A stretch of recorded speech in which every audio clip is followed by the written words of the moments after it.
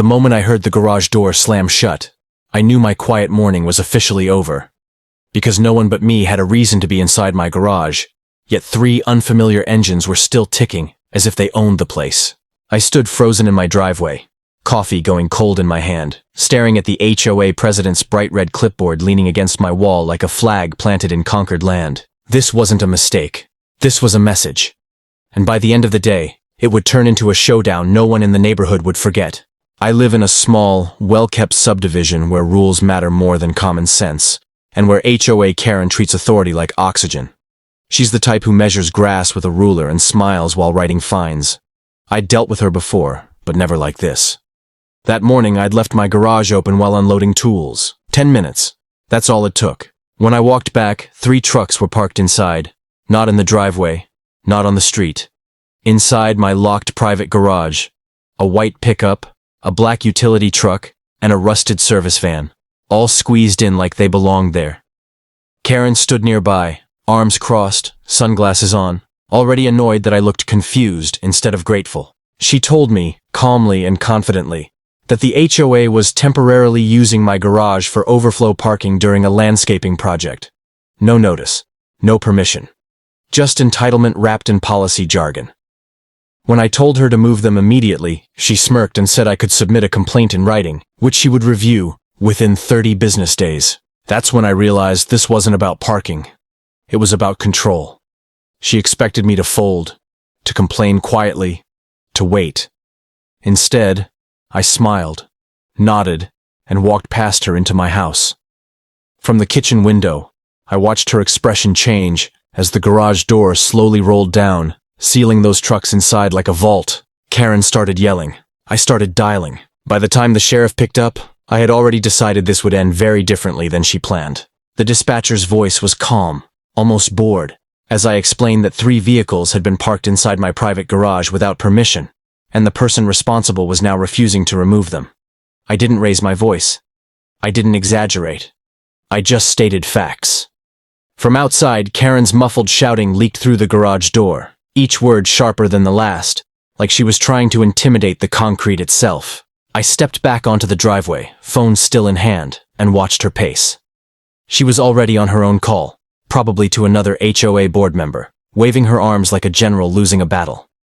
When she noticed me watching, she marched over and demanded I open the garage immediately. She claimed it was an HOA emergency, that I was obstructing community operations, and that I would be fined into oblivion.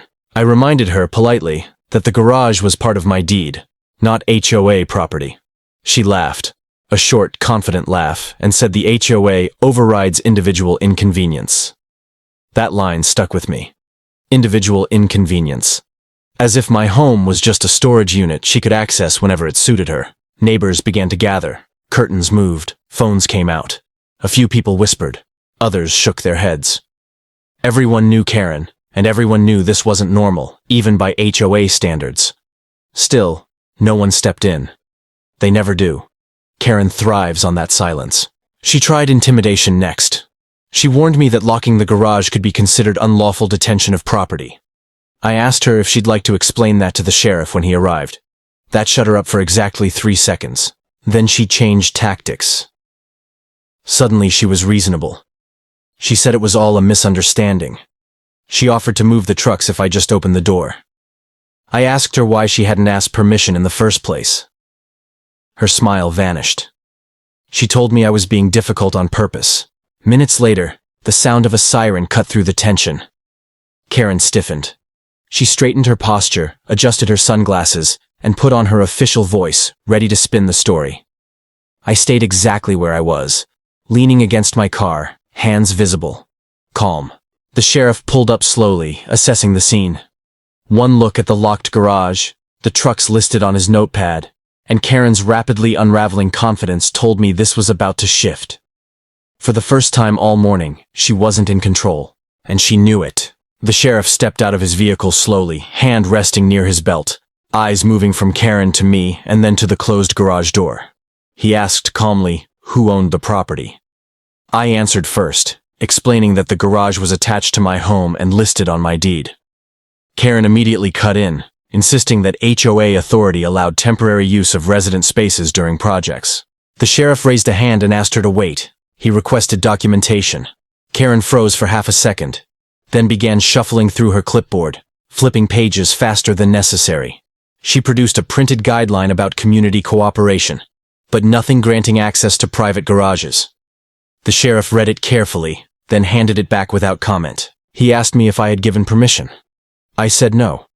He asked Karen if she had keys or written consent. She said the HOA didn't need them. That was the moment her argument collapsed. The sheriff explained, clearly and patiently, that parking vehicles inside a privately owned, enclosed structure without permission constituted trespass. Locking my own garage, he added, was not a crime.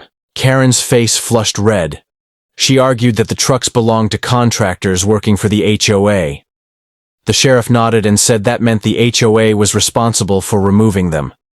He told her she could either arrange immediate removal or receive a citation and deal with the matter in civil court. The words immediate removal echoed through the driveway like a gavel. She tried one last play. She accused me of being hostile, uncooperative, and disruptive to the community. The sheriff asked if she wanted to file a formal complaint. She hesitated, realizing anything she said would be on record. Silence answered for her. Phones were openly recording now. Neighbors leaned closer. The contractors arrived minutes later, confused and embarrassed, and began backing the trucks out under the sheriff's supervision. Each engine starting felt like a small victory.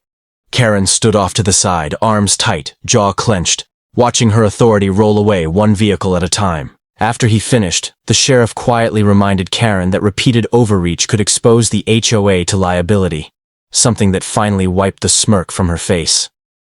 She nodded stiffly, pretending to accept the lesson, while her fingers trembled around the clipboard. For the first time, she looked less like a ruler and more like a defendant waiting. Silence followed, heavy and undeniable, settling over the driveway as witnesses absorbed everything quietly. When the garage was finally empty, the sheriff asked if I wished to press charges. I declined, satisfied with the outcome. Karen didn't look at me as she walked away, but I knew this wasn't over. People like her never forget a loss. The neighborhood buzzed with whispers for days afterward. Even those who rarely interacted with me now waved or smiled, as if witnessing Karen's defeat had shifted the invisible balance of power. But I knew better. Victories over an HOA. Karen are temporary. She doesn't surrender quietly. She plans. She calculates. And she waits for the perfect moment to strike back. The first sign appeared 2 days later.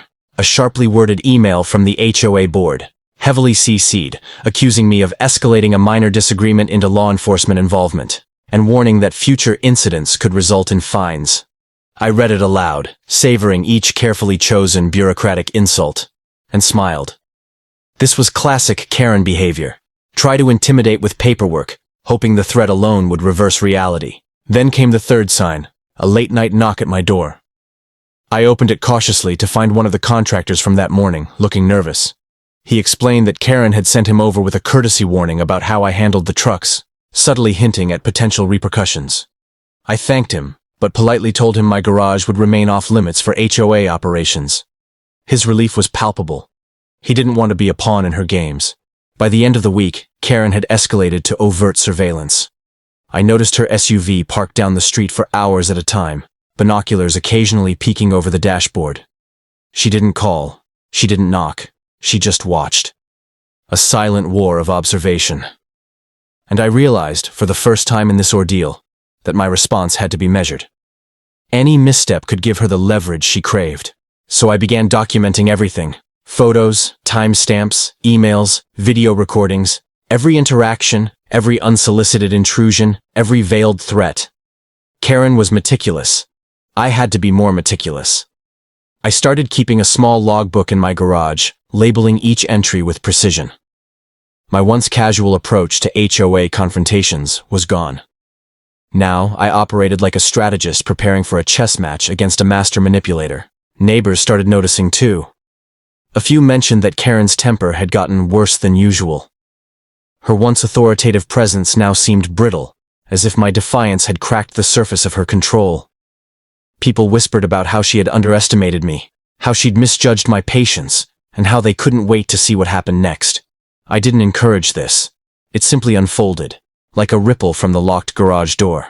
And yet, despite my preparation and confidence, one thought lingered in the back of my mind. Karen doesn't quit. She waits.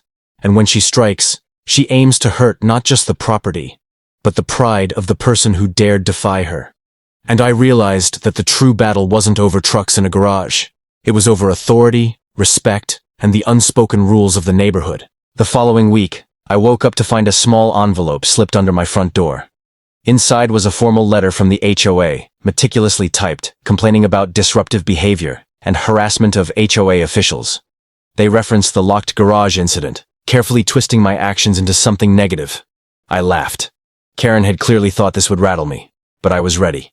I called the HOA immediately, asking to speak to the board directly. They tried to stonewall me at first, but once I calmly outlined the legal and property issues, their tone shifted. It became painfully clear. Karen had overplayed her hand. Every overreach she made, every attempt to intimidate, had been meticulously documented.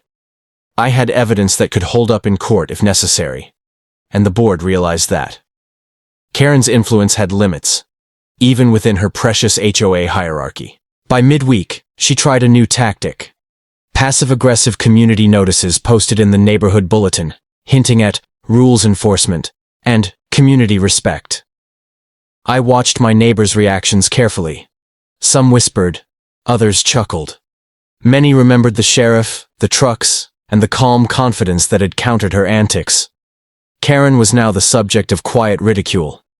She had gone from powerful authority to a cautionary tale. I also took the opportunity to reach out to the contractors who had parked in my garage. They were more than happy to cooperate, now that the lines were clear. Each interaction reminded me that Karen's influence was often more intimidation than reality. Once confronted with facts, people realized her authority had limits. My garage remained mine. My property remained mine. And my patience, strategically applied, was now a visible advantage. By the end of the week, the neighborhood had returned to its usual rhythm. Karen still patrolled, still sent emails, still tried to assert control, but everyone had seen the consequences of overstepping boundaries. The sheriff's involvement, the careful documentation, and the calm refusal to back down had reshaped the narrative. And though she would never admit defeat, the truth was undeniable. She had lost this battle. Standing in my driveway that evening, watching the sunset reflect off my now empty garage, I felt a mixture of relief and vindication.